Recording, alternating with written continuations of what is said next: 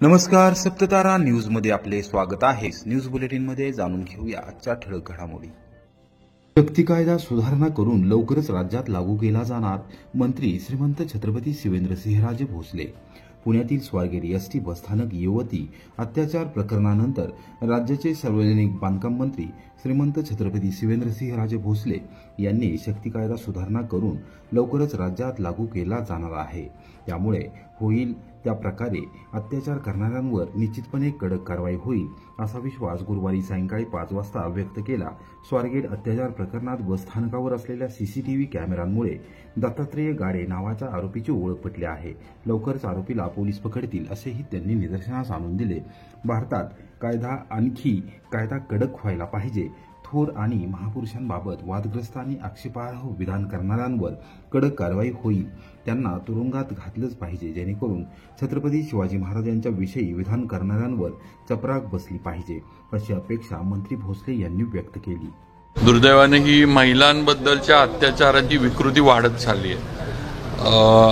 यापूर्वी सुद्धा अशा घटना घडल्या होत्या आणि त्याच्यावर पण आपल्या इथं राज्यामध्ये मुख्यमंत्र्यांनी यापूर्वी पण कडक कार्यवाही केली आहे। फास्ट ट्रॅक कोर्ट लावले, संबंधित जे आरोपी आहेत त्यांना पकडून शिक्षा झाली पाहिजे अशा पद्धतीनं त्यांनी आदेश दिले, निर्णय केले आणि त्याप्रमाणे कार्यवाही पण झाली। आता ही घडलेली घटना अतिशय दुर्दैवी आहे आणि निंदनीय आहे। म्हणजे हे प्रकार पुण्यासारख्या म्हणण्यापेक्षा कुठंच असे प्रकार झाले नाहीत पाहिजेत। महिलांवर अत्याचार हे कुठंच झाले नाहीत पाहिजे। आपण महाराष्ट्राला जिजाऊंचं नाव घेतो, जिजाऊंची परंपरा, छत्रपतींचा वारसा वगैरे सांगतो आणि जिजाऊ होत्या म्हणून छत्रपती शिवाजी महाराज घडले किंवा स्वराज्याचं सगळी मुहूर्तमेढ जी आहे ती त्यांच्यापासून रुजली गेली आणि एकीकडे जिजाऊंचं नाव घ्यायचं आणि अशी विकृत म्हणजे प्रवृत्तीची लोक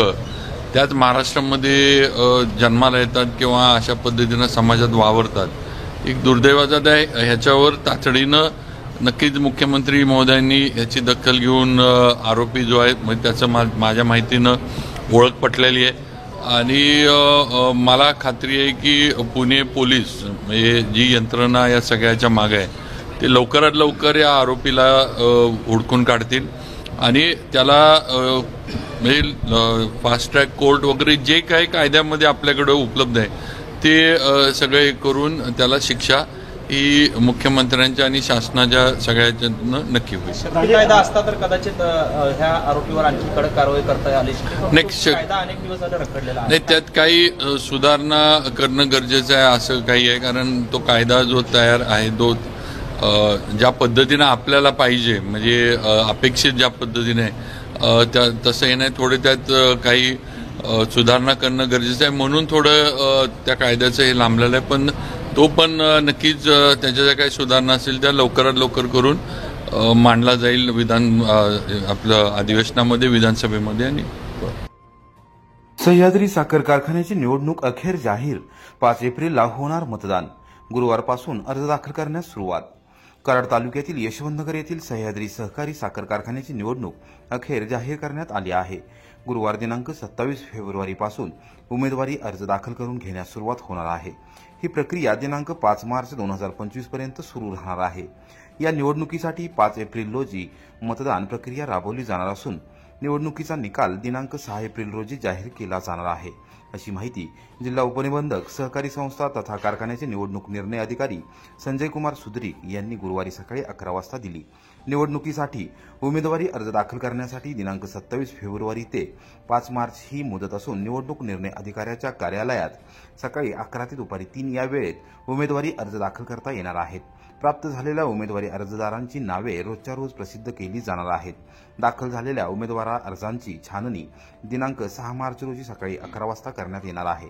वैध उमेदवारांची नावे दिनांक 7 मार्च रोजी निवडणूक निर्णय अधिकाऱ्याच्या कार्यालयात प्रसिद्ध केली जातील। दिनांक 7 ते 21 मार्च या कालावधीत सकाळी 11 ते दुपारी 3 या वेळेत उमेदवारी अर्ज मागे घेता येतील। मात्र उमेदवारांना दिनांक 24 मार्च रोजी सकाळी 11 वाजता निवडणूक चिन्ह अर्थात निशाणी वाटप करण्यात येणार असून त्यांची अधिकृत यादीही यावेळी प्रसिद्ध केली जाणार आहे। या निवडणुकीसाठी 5 एप्रिल रोजी सकाळी 8 ते सायंकाळी 5 या वेळेत मतदान प्रक्रिया राबवली जाणार आहे। दिनांक 6 एप्रिल रोजी सकाळी 8 पासून मतमोजणीला सुरुवात होणार आहे. मतमोजणी पूर्ण झाल्यानंतर लगेचच निकाल जाहीर केला जाणार आहे. या निवडणुकीसाठी व्यक्त उत्पादक सभासद मतदारसंघातून एकूण 16 संचालक निवडले जाणार असून यात कराड गटातून 2, तळबीड गटातून 2, उमरज गटातून 3, कोपर्डी हवेली गटातून 3, वाटार किरोली गटातून 3, मसूर गटातून 3 संचालकांचा समावेश आहे. अनुसूचित जाती जमातीमधून 1 महिला, राखीवमधून 2, इतर मागास प्रवर्गातून 1 आणि भटक्या विमुक्त जाती व जमाती विशेष मागास प्रवर्गातून 1 असे एकूण 21 संचालक निवडले जाणार आहेत. सह्याद्री कारखाना निवडणुकीसाठी अखेर आमदार मनोजदादा घोरपडे यांनी रणशिंग फुंकले. शुक्रवारी मसुरीला सभासद मेळावा ठरवणार आगामी रणनीती. सह्याद्री सहकारी साखर कारखाना निवडणुकीत सर्वसामान्य सभासदांना बरोबर घेत निश्चितपणे कारखान्यात परिवर्तन घडवले जाईल. शेतकरी सभासदांशी संवाद साधण्यासाठी शुक्रवार दिनांक 28 फेब्रुवारी रोजी सायंकाळी 5 वाजता मसूर येथे पोलीस परेड मैदानावर संवाद मेळावा आयोजित करण्यात आला आहे, अशी माहिती कराड उत्तरचे आमदार मनोजदादा घोरपडे यांनी गुरुवारी सकाळी 9 वाजता दिली. सातारा येथील जनसंपर्क कार्यालयात पत्रकारांशी बोलताना त्यांनी कारखान्याच्या निवडणुकीविषयी रणनीती स्पष्ट केली. सह्याद्री सहकारी साखर कारखान्यात परिवर्तन घडवण्याच्या दृष्टीने वाटचाल सुरू आहे. निवडणूक कार्यक्रम जाहीर झाला आहे. आता असंख्य सभासद येऊन भेटत आहे. काहींची कार्यक्रमानिमित्त भेट होत आहे. सह्याद्री कारखाना देखील शेतकऱ्यांच्या मालकीचा करून तिथे सामान्य शेतकऱ्यांच्या घरातील चेअरमन आणि व्हाईस चेअरमन असावा अशी भूमिका सर्वसामान्य सभासदांची आहे. त्यास आम्ही सहमत असून कारखान्यात परिवर्तन घडलेले दिसेल, असेही आमदार मनोजदादा घोरपडे यांनी स्पष्ट केले. सह्याद्री सहकारी साखर कारखान्याची पंचवार्षिक निवडणूक होत आहे आणि त्या अनुषंगाने कराड उत्तर विधानसभा मतदारसंघातील तसंच संपूर्ण सह्याद्री सहकारी साखर कारखान्याच्या कार्यक्षेत्रातील सर्व शेतकऱ्यांशी हितगुज साधण्यासाठी शुक्रवार दिनांक 28 फेब्रुवारी रोजी सायंकाळी 5 वाजता पोलीस परेड ग्राउंड मसूर या ठिकाणी भव्य असा शेतकऱ्यांचा मेळावा आयोजित करत आहे आणि त्या माध्यमातून शेतकऱ्यांच्या या कारखान्याच्या इलेक्शनच्या विषयीच्या काय भूमिका आहेत त्या समजावून घेणं आणि त्या दृष्टिकोनातून भविष्यातील रणनीती ठरवण्याच्या दृष्टिकोनातून हजारोंच्या संख्येनं त्या ठिकाणी सभासदांनी उपस्थित राहावं असं मी या ठिकाणी आवाहन करत आहे. स्वारगेटमधील घटनेची साताऱ्यात पुनरावृत्ती होऊ नये यासाठी एसटी अधिकाऱ्यांनी काळजी घ्यावी. सामाजिक कार्यकर्ते दत्तात्रय सुतार यांची निवेदनाद्वारे मागणी. महाराष्ट्र राज्य मार्ग परिवहन महामंडळाच्या स्वारगेट बस स्थानकासारखी सातारा मध्यवर्ती बस स्थानकाची परिस्थिती आहे. रात्रीच्या वेळेस कोठेही आणि कशाही बसेस पार्किंग केल्या जातात. महिला अत्याचार प्रकरणाच्या पार्श्वभूमीवर महामंडळाच्या वरिष्ठ अधिकाऱ्यांनी तात्काळ उपाययोजना कराव्यात, अन्यथा प्रवासी हितासाठी जनआंदोलन छेडावे लागेल असा इशारा सामाजिक आणि माहिती अधिकार कार्यकर्ते दत्तात्रय सुतार यांनी दिला आहे. गुरुवारी दुपारी 3 वाजता सुतार यांनी जिल्हाधिकारी कार्यालयातील फौजदारी शाखेच्या नायब तहसीलदार श्रीमती कदम यांना निवेदन सादर करून बस स्थानकावरील वस्तुस्थिती निदर्शनास आणून दिली. सातारा बस स्थानकावरून विविध मोठ्या शहरांसाठी बस वाहतूक केली जाते. मुंबई, नाशिक, पुणे, नागपूर, सोलापूर, बंगळुरू आणि हैदराबाद सारख्या शहरातील बसेस ये जा करतात. सायंकाळी आणि रात्रीच्या वेळी स्थानकाच्या आवारात मुक्कामी येणाऱ्या बसेसचा ताफ हा अत्यंत दाट होतो. यामुळे वाहतुकीची कोंडी होऊन प्रवाशांची कसरत वाढते. या ठिकाणी बुरट्या चोरीच्या घटना देखील घडतात. याशिवाय मद्यपान करणारे नागरिक आणि टवाळखोर यांचाही त्रास प्रवाशांना होतो. प्रत्येक रात्री 50 ते 60 बसेस विशेषतः फ्लॅट क्रमांक 1 ते 7 येथे बिनधास्तपणे पार्क केल्या जातात, ज्यामुळे बसस्थानकातील पार्किंग व्यवस्थेची स्थिती आणखी बिकट होऊ शकते. या पार्किंगला चालक व वाहकांची पसंती असली तरी स्थानकातील सुरक्षा व्यवस्था नसल्याने नागरिक आणि प्रवासी वर्गात मोठी नाराजी आहे. स्वारगेटसारखी घटना टाळायची असेल तर वाढीव सुरक्षा कर्मचारी नेमणे, स्वच्छतेसाठी कर्मचारी नियुक्त करणे आणि संरक्षक भिंत बांधणे आवश्यक आहे. रात्री पुरेशी प्रकाश व्यवस्था व सुरक्षा कर्मचाऱ्यांचीही तैनाती केली जावी, ही मागणी सुतार यांनी केली आहे. तात्काळ या विषयामध्ये लक्ष देऊन स्थानिकांची पार्किंग व्यवस्था, सुरक्षा व्यवस्थेची दुरुस्ती, स्वच्छता आणि अन्य सर्व संबंधित समस्या तात्काळ सोडवाव्यात.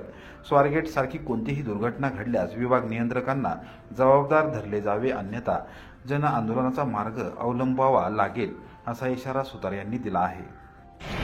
मी दत्तात्रय सुतार, सामाजिक कार्यकर्ता, पुणे स्वारगेट येथे परवा झालेल्या घटनेबाबतची तीव्र मी निषेध करतो आणि सातारा जिल्हाधिकारी यांना निवेदन दिले आहे की पुण्यासारखी अवस्था साताऱ्यात होऊ नये, कारण सातारा हे प्रमुख बसस्थानक असल्यामुळे तेथे बऱ्याच लांबून गाड्या मुक्कामी येत असतात आणि त्या गाड्या अस्ताव्यस्त कुठेही पार्किंग करतात आणि उभ्या असतात. तिथे अंधार असतोय किंवा पब्लिक काही कुणाला कळत नाहीये आणि त्या अनुषंगानं अधिकारी व कर्मचाऱ्यांची संख्या, सिक्युरिटीची संख्या याबाबत कुठलंही ध्येय धोरण नाहीये आणि ते राबवण्यासाठी मी आज कलेक्टर यांना निवेदन दिलेलं आहे.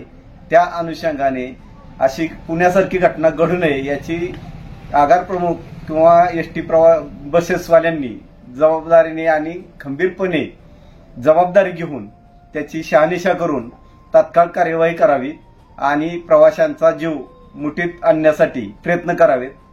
आणि याबाबत मी कलेक्टरला निवेदन देऊन 1 तास उलटला नाही तोच पलंगे साहेब यांचा फोनवरून मला संदेश मिळाला की आम्ही ती कारवाई करतो, आमच्याकडे सिक्युरिटी गार्ड आहेत, पोलीस स्टेशनला आम्ही कळवणार आहे वगैरे अशा अनेक विषयाच्या बाबत बोलून मला तात्पुरतं म्हणजे त्यांनी आश्वासन दिलेलं आहे.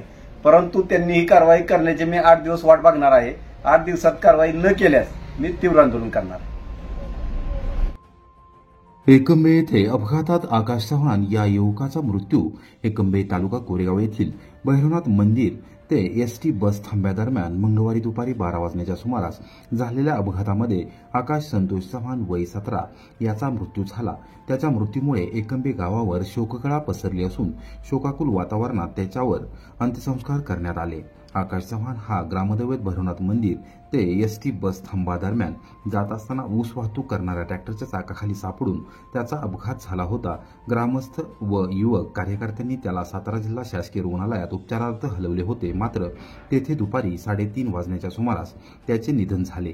या प्रकरणी शासकीय वैद्यकीय अधिकारी डॉक्टर शिर्के यांनी दिलेल्या फिर्यादीवरून कोरेगाव पोलीस ठाण्यात आकस्मिक मृत्यू अशी नोंद करण्यात आली आहे. हवालदार विलास ढमाळ अधिक तपास करत आहेत.